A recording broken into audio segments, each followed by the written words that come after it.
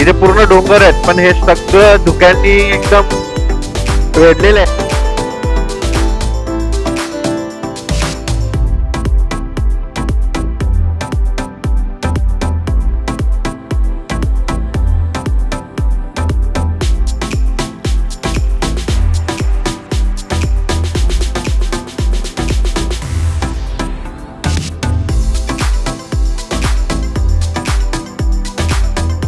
$170-180 पर्यंत आमचं खाण्याचं बिल झालं अर्धा पाऊण तास इथे बसण्यासाठी.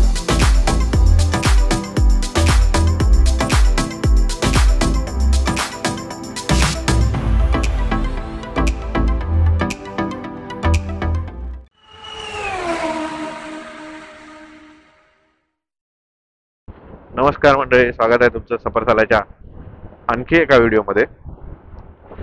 आपण बऱ्याच दिवसांनी म्हणजे ऑलमोस्ट 1 वर्ष होत आलं, मागच्या ऑक्टोबरला आपण ब्लॉग बनवला होता.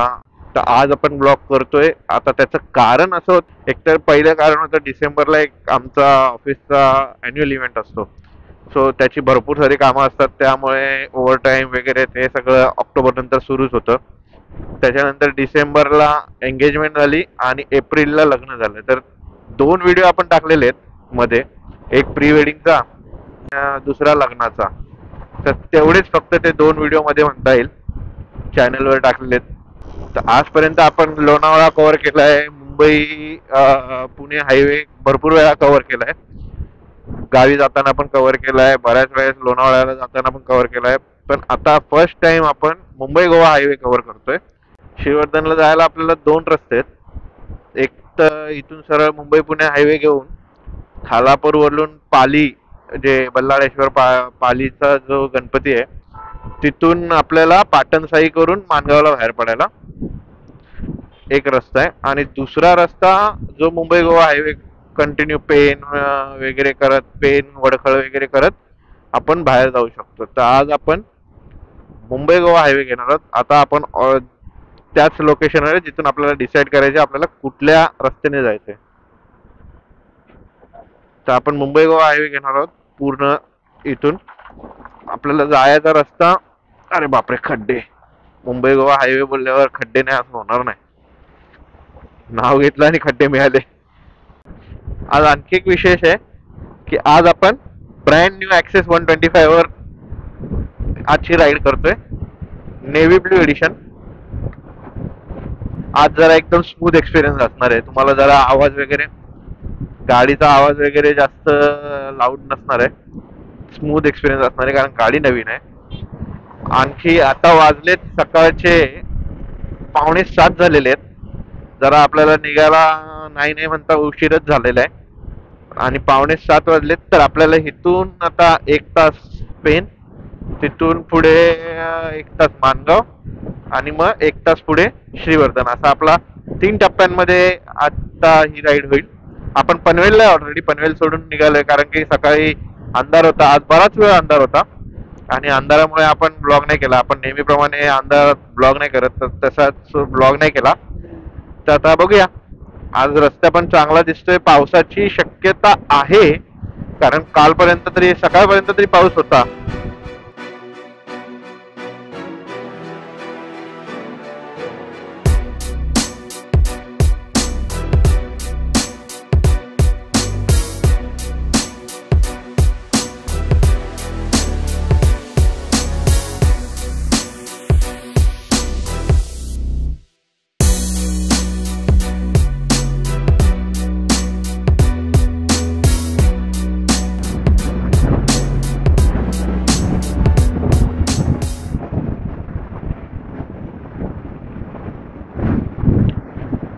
मंडळी, धुकं बघा, सकाळी लवकर निघण्याचा हाच फायदा असतो. धुकं बघा जबरदस्त, असं वाटतं की ढगच उतरलेत खाली.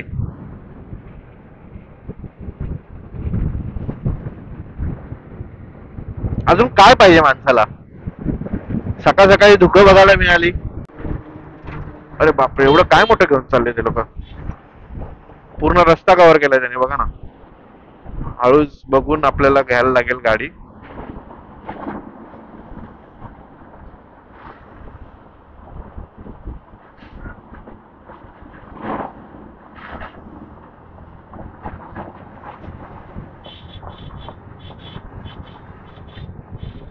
मित्रांनो किती लवकर आलोय खारपाड्याच्या टोल नाक्याला. एवढं म्हणजे हे आम्हाला म्हणजे मी जेव्हा आधी यायचो, मी पेनला कॉलेजला असताना बसने यायचो, तेव्हा पनवेलवरून पेन बस पकडली की 1 तासच लागायचा. तसा पूर्ण 1 तास कंप्लीट लागायचाच. बट हे खारपाडा आला म्हणजे मध्य आला, असा अर्ध्या रस्त्यावर आलो आपण. आणि आज आपण किती एकदम फास्ट, एकदम आता खारपाड्याला पोचलो. पण सूर्य आज लेफ्टला आहे आणि हे पूर्ण डोंगर आहेत इथे पूर्ण डोंगर आहेत. पण हे सगळं धुक्यांनी एकदम वेढलेलं आहे. मला माहित नाही कॅमेऱ्यात किती तुम्हाला चांगलं दिसतंय, पण समोर प्रत्यक्ष एकदम खतरनाक दिसतंय. बघा अजून 2 मिनिटं 4 मिनिटं एकदम मस्त. बघा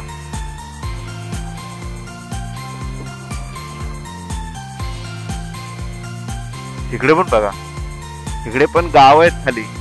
कसलं धुक्यांनी पूर्ण पॅक करून टाकलंय.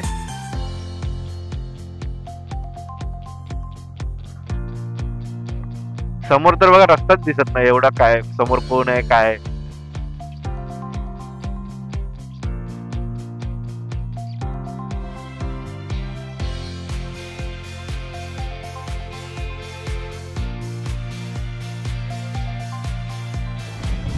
हे वडकळला आलो पण आपण इतक्यात आलो. म्हणजे आता बघा 7:22 झालेत.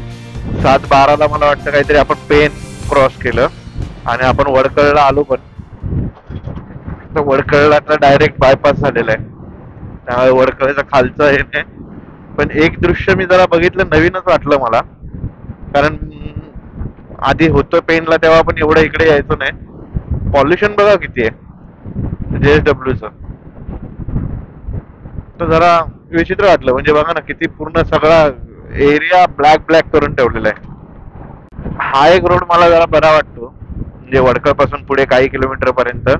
कारण बाजूने बघा एकदम ट्रेन ट्रॅक जातोय. आता तुम्हाला दिसत असेल माहित नाही, सूर्याचे किरण येत आहेत तर.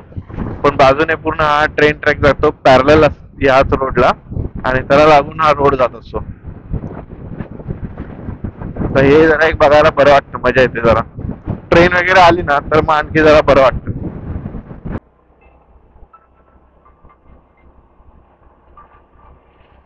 मित्रांनो मगातपासून आहे ना काहीतरी वाजतंय. हाय स्पीडला होतो तर मला असं जाणवतंय मोबाईल वाजतोय करून. तर आत्ता कळलं मला,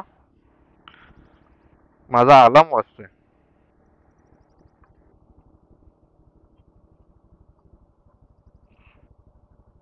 साडेसातचा अलार्म असतो ऑफिसला जाण्यासाठी, तो अलार्म वाजतोय. तर आता वाजलेत 7:30 आणि आपण आहोत कुठेतरी रस्त्यावर.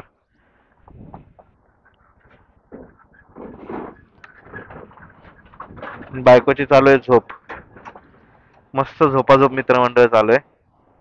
बराच वेळ झोपूनच होती ती. पेन गेलं तिला माहित पण नाही, वडखळे गेलं माहित पण नाही. आपण ब्लॉक करतोय, मला वाटतं कर्नाळ्यापासून झोपली. तर आता आपण रोह्याजवळ पोहोचलो वाटतं. माहित नाही, इकडे आपण जास्त आलो नाही ना कधी, त्यामुळे इकडची गावं माहित नाहीत. आजची आपली सवारी आणि एकंदरीत असं, इथे एक बॅग आहे आणि ही एक बॅग आहे. आपण चाललोय 1 दिवसासाठीच, त्यामुळे आपल्याकडे 2च बॅग आहेत. बाप रे, आता एक 5 मिनिटापूर्वी असले जबरदस्त एवढे मोठे मोठे खड्डे होते का अख्खा घर चला जाएंगे उसमें. एवढे मोठे खड्डे. अरे चायला, नाही जाऊ शकतो वरनं. आता काय खड्डे खाली एवढे, त्या खाडीतनं नाही घालू शकत मी गाडी. उलट तर मला जावंच लागणार, कारण की त्या खाली खडीत फुल खडी आहे. हे काय बाकी लोक पण चाललेत, लोकल चाललेत, तर आपण पण जाऊ शकतो. आपण पण लोकलच आहे. रस्त्याची कंडिशन बाबा बेकार आहे इथं. फक्त ही एवढीच असावी एका ब्रिज पुरती, एवढीच इच्छा आहे. कारण हे मी अर्धा तास पाऊण तास नाही झेलू शकत.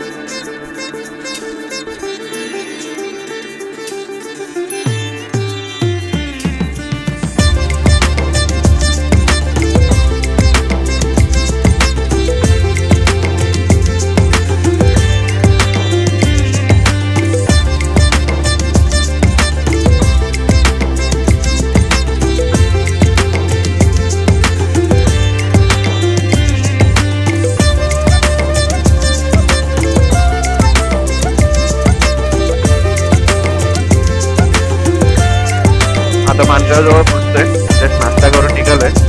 माणगाववरून 1 तास दाखवते आपलं ऍक्च्युअल डेस्टिनेशन. आणि फक्त आपण ह्यावेळेस एक गोष्ट विसरलो, ट्रिप रिसेट नाही केली. म्हणजे आपल्याला कळालं असतं की आपली ट्रिप किती किलोमीटरची झाली ते.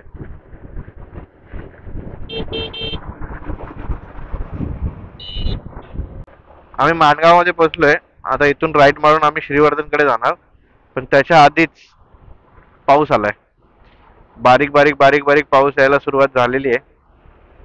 आणि मला वाटतं आम्हाला थोडंसं थांबावं लागणार. तसं आमच्याकडे वेळ भरपूर आहे. 12 वाजताचं चेक इन आहे. पण आम्ही त्यांना रिक्वेस्ट केली आहे रिसॉर्टवाल्यांना की आम्हाला जरा अर्ली चेक इन द्या म्हणून. तर ते देतो म्हणालेत तसं तर. पण म्हणजे 12 पर्यंत आरामात पोहोचू शकतो. असं काही घाई गडबड नाही. निवांत आपण 1 दिवस आज थांबणार आहोत. पुढच्या उद्या आरामात दुपारनंतर आपण निघणार आहोत. पाऊस चालू झालाय. लफडा झाला, लफडा झाला. तर इथून आपल्याला श्रीवर्धनकडे जायचंय. हा रस्ता सरळ श्रीवर्धन जातो. 1 तास. मे बी रस्ता कच्चा असू शकतो, तर आपल्याला अंदाज नाही. कारण माझ्या लाईफ मध्ये फर्स्ट टाइम मी या रस्त्यावर चाललोय आता. आणि जवळ समोर मला वाटतंय भरपूरच पाऊस आहे. तर इथेच कुठेतरी आम्ही आसरा बघतो आणि थांबतो. तर आता पाऊस आलेला म्हणून आम्ही पहिले तर एका पेट्रोल पंपवर थांबलो. पण पाऊसच थांबायचं नाव नव्हतं घेत. मग शेवटी म्हणाला चला जाऊया आता. जॅकेट घातले, कॅमेरा मेरा काढून आतमध्ये ठेवला आणि निघालो. 5 मिनिटावर पोचलो. तिथून लगेच पाऊस गेलेला होता. म्हटलं थांबा थोडं बघूया पुढे. तर बघण्यामध्ये 2 असे छोटे छोटे घाट, मस्त 2 धबधबे चांगले, ते मिस केले. पण ठीक आहे, कोकणात आहे. धबधबे तर आता आपल्याला दिसायला सुरुवात झाली. धबधबे अजून पण दिसतील. घाट तर अजून पण दिसतोय. आता हा पण छोटासा एक व्हिडिओ आकडे वळण्याचा घाट आहे. तसाच एक मस्त घाट होते. 2 होते छोटे छोटे, बट सही होते बघण्यासारखं. म्हणजे निसर्ग, पूर्ण ग्रीनरी. बाकी इकडे तुम्हाला काय दरी वगैरे नाही दिसणार. पश्चिम महाराष्ट्राकडे जाताना, कोल्हापूरकडे जाताना आपल्याला घाट जे लागतात त्याच्यात आपल्याला लेफ्ट किंवा राईट साईडला कुठल्या पण एका बाजूला दरी दिसते. ते एकदम दरीच्या बाजूने. तर असे घाट नाही आहेत.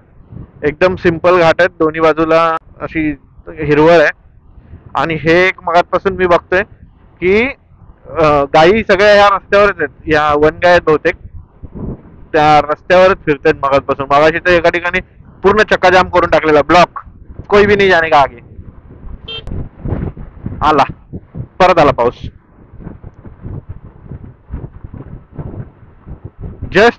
जस्ट आम्ही जॅकेट्स काढले आणि पाऊस आला. वाव, ती मस्त. समोर बघा पाऊस, मला वाटतं जोरदार आहे समोर. बघतो थोडस. आता हा घाट उतरेपर्यंत जर का पाऊस असलाच तर परत जॅकेट घालण्याची वेळ येणार आहे आमच्यावर.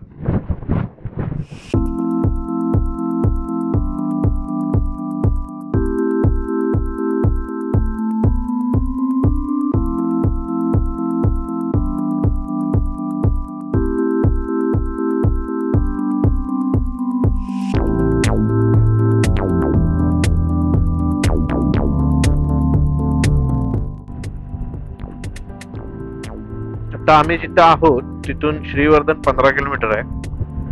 आणि आता पण एक चांगला घाट मिस झाला हो पावसामुळे. पाऊस काय आला नाही, बारीक बारीक बारीक बारीक बारीक बारीक येतोय. पण त्याच्यामुळे कॅमेऱ्याची वाट लागण्याची भीती आहे म्हणून काढून ठेवला होता. आता परत लावलाय. आणि हा असाच रस्ता आहे, पूर्ण जंगल, नो नेटवर्क, काहीच मोबाईलला नेटवर्क नाही. त्यावर चांगले डायरेक्शन चांगले लावलेले आहेत की एकदा पण मॅप बघायची गरज नाही पडत.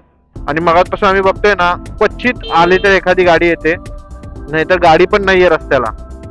म्हणजे रात्रीचं तर इथनं येणंच नाही. आणि काय आलो आणि जर काय गाडी बिडी बंद पडली तर परत घरी जाणेच नाही असे. मी तर रात्री या रस्त्याने कधी प्रवास नाही करणार. एवढा घनदाट जंगल आहे, भयंकर जंगल आहे.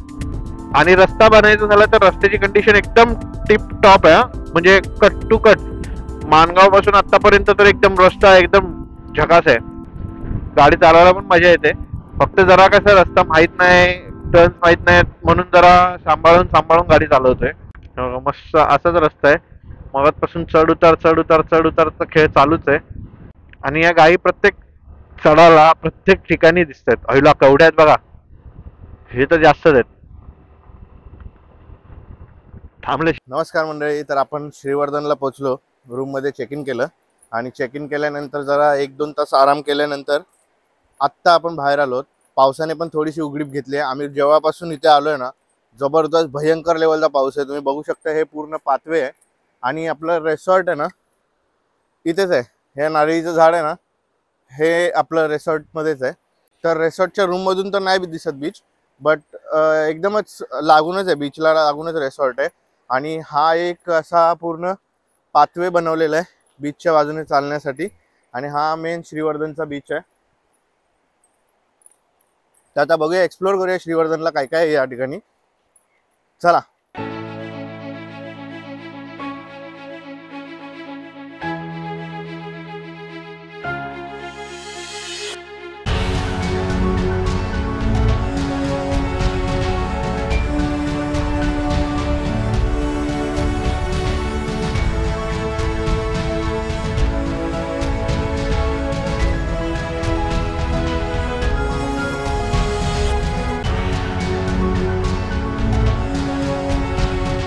हे समोर दिसतं आपल्याला ज्या रूम्स आणि कॉटेज, तेच आपलं रेसॉर्ट आहे. आणि इथे लगत लागून बीच आहे.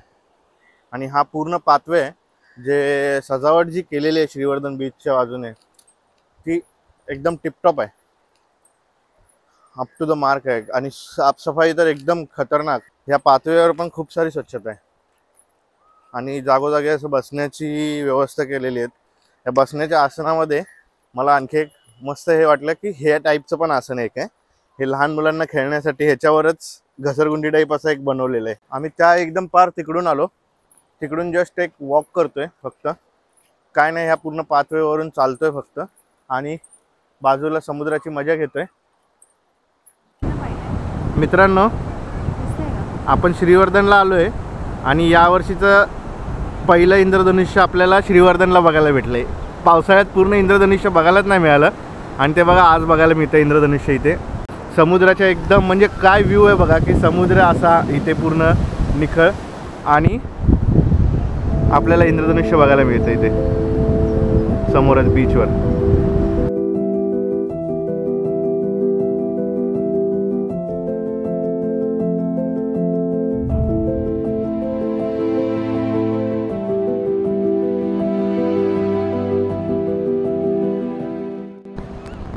आता जो तुम्ही सनसेट बघितला ना, तो सनसेट शूट करण्यासाठी, आता जो तुम्ही टाईमलॅप्स बघितला सनसेटचा, तो टाईमलॅप्स शूट करण्यासाठी आम्ही जवळपास अर्धा-पाऊण तास झाला ना का, अर्धा-पाऊण तास बसलो आहे आम्ही इथे.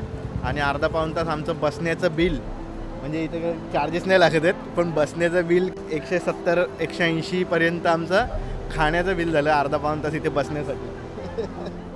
नमस्कार मंडळी, आता दुसऱ्या दिवसाची सकाळ झालेली आहे आणि सकाळ म्हणता जरा चुकीचं ठरेल, कारण 11:30 वाजलेले आहेत, ऑलमोस्ट 12 वाजले, दुपारची 12 होत आले. तर आता आम्ही निघायची तयारी केलेली आहे पुन्हा मुंबईकडे. काल म्हणजे इथे श्रीवर्धनमध्ये बरेचसे पॉईंट्स आहेत कवर करण्यासारखे, हरिहरेश्वर आहे, पण पाऊस असल्यामुळे आम्ही जरा कंटाळा केला आणि आम्ही जस्ट स्टेकेशन करायचं ठरवलं आणि ह्याच प्रॉपर्टीवरच स्टे केला. तर इथलं जे रिसॉर्ट आहे ते जरा राहण्यासाठी चांगलं आहे, मस्त, आणि व्ह्यू पण चांगला आहे इथला. तर मी तुम्हाला दाखवतो की इथलं रिसॉर्टचा व्ह्यू कसा आहे, ज्या आम्ही रिसॉर्टला थांबलो होतो त्या. समुद्राला एक मोठी भरती आलेली आहे आणि सगळं समुद्राच्या लाटा वरपर्यंत पाणी येते.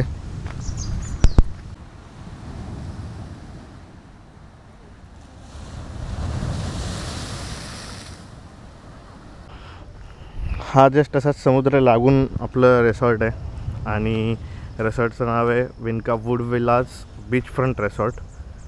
आणि इथून रिसॉर्टचा एंट्रन्स आहे. तुम्हाला रिसॉर्ट दाखवतो. अगदी स्वस्त आणि मस्त रिसॉर्ट आहे. रूम्सच्या क्वालिटी पण चांगल्या आहे, जेवणाची पण क्वालिटी चांगली आहे. म्हणजे मी तर नॉनव्हेज खात नाही, पण बायको नॉनव्हेज खाते, तर बायकोनं सांगितलं की नॉनव्हेजची चव तर एक नंबर होती आणि व्हेज पण चांगलं होतं. हा रिसॉर्टचा एंट्रन्स आहे. ही आपली गाडी, जस्ट पार्किंग पण समोरच आहे आणि सेफ आहे पार्किंग. इथून रिसेप्शनला जायला रस्ता आहे. आणि हा मेन पूल एरिया आणि रूम्सचा एरिया आहे. तर ती आमची रूम आहे कॉर्नरची, ही बाल्कनीवाली. आणि हा असा ॲस्थेटिक एक जिना आहे. जिन्याने वर आलं की दोन बाजूला 2 रूम्स आहेत. 2 रूमचा एंट्रन्स आहे.